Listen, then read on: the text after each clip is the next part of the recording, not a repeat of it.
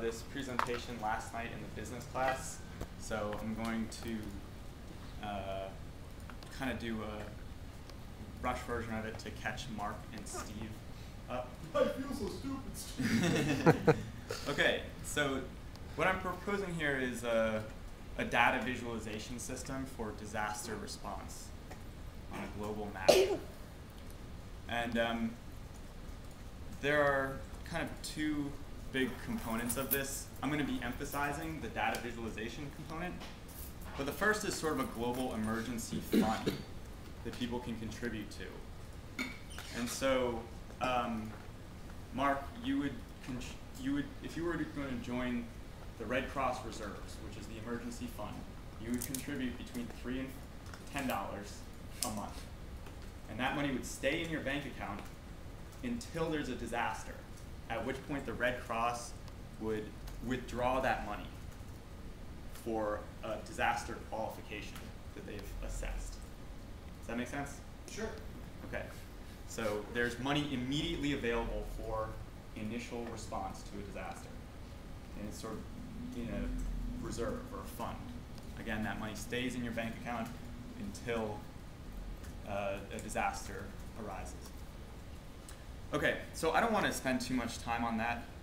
Well, and then when they take that money, they'll also send you an email update that says, we withdrew this amount of money, this is how your money is going to be used and where it's going to. And here's an opportunity to look at the data visualization. So it keeps you up to date with how your money is being used or if it's being withdrawn. Okay, so this is the core of my presentation here, the data visualization system.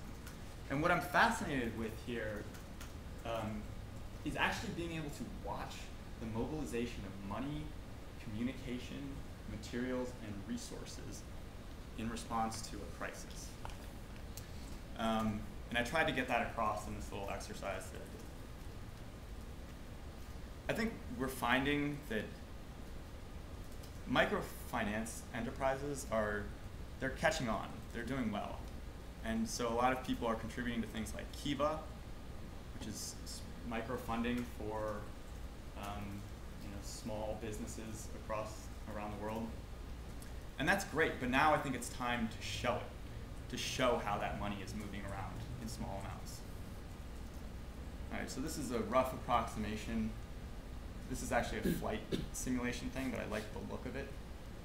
That's not exactly what I'm going for. This is another flight pattern simulation. It's not exactly what I'm looking for. But, all right, so after the Red Cross takes money from these reserve accounts, then I thought it could look something like this.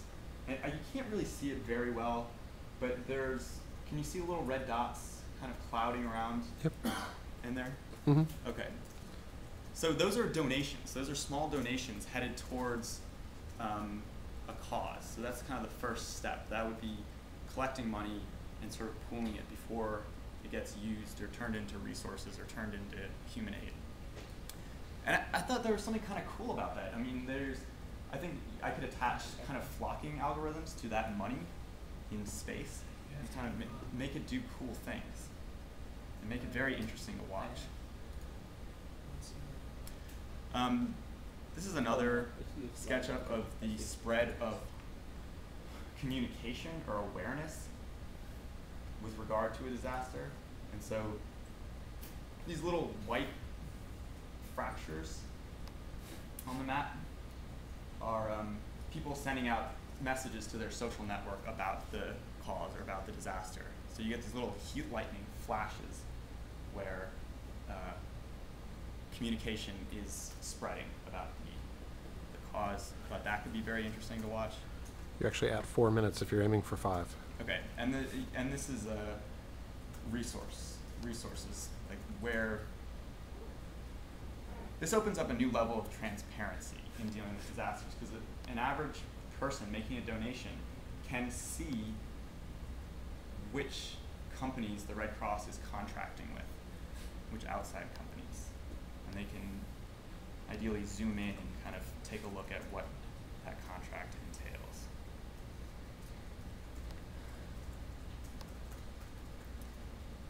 I'm going to brush through some of these slides.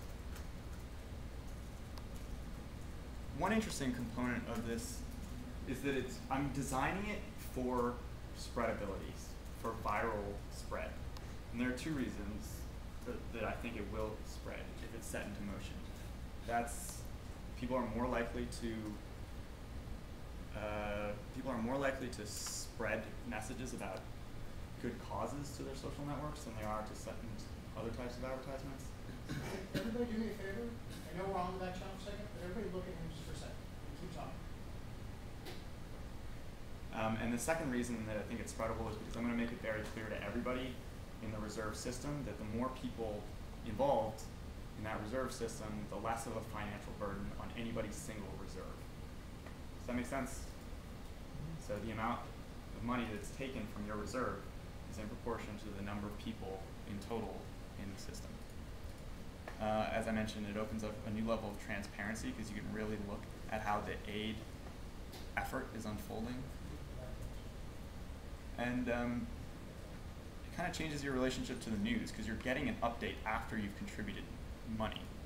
And so you're invested in that news that you're getting. Created to be grafted onto the right cross.